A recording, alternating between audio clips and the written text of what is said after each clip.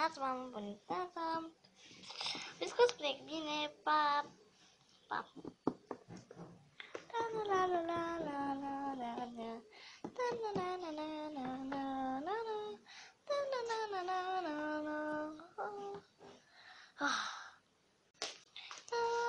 Frate, da. Ce fac? Nu știu. Bună, ok. Mă duc să văd pe Facebook. Da, gata. Telefonul mă interesează.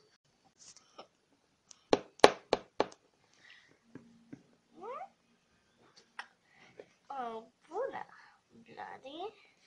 Cine ești tu? Slenderman.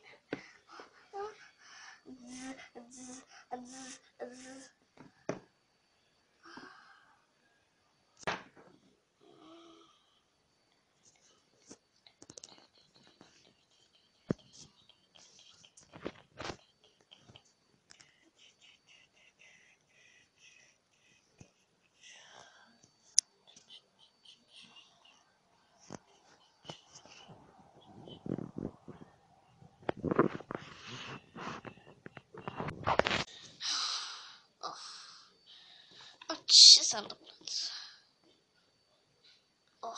Bloody ce? Asta e pentru mama. Ok. Am sfârșit terminat.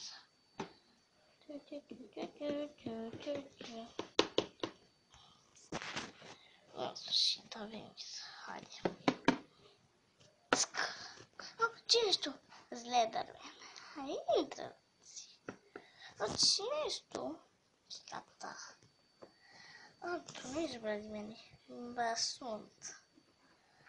Da, așa că Slender, da. Fă tu onorii. Ok.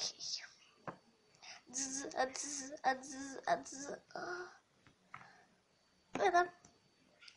Atât genial. Bun, lumea, sper că v-a plăcut acest episod. Ca să știți. Da. Și uitați, Zalbi, mă lăpupă și m-am jucat și eu cu el.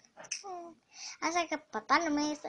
da, să dați un like, subscribe, like-ul ăsta, like, în fine, și să vă abonați. Pa! Și ca să știți, să nu uităm că s-a numit Viața lui Vladimir. Pa!